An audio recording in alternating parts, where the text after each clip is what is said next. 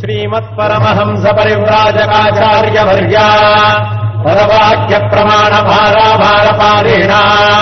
यमनियमासन प्राणायाम प्रत्याहार धारणाध्यान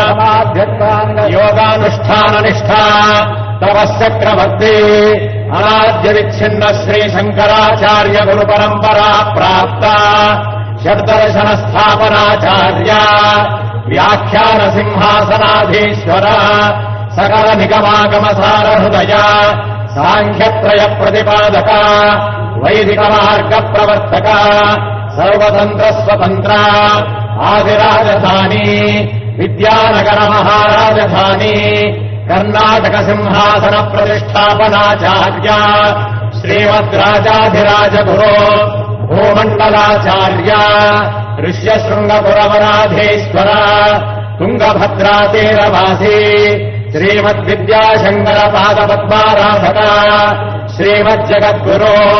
श्रीमदभिनव विद्यातीर्थ महास्वामी गुरु करकमल संजाता श्रीमज्जगद्गुरो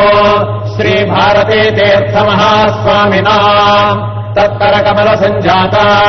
श्रीमज्जगद्गुरो श्री विधुशेखर भारती महास्वामिनांच चरणारविन्दयोः साष्टांग प्रणामान् समर्पयामः।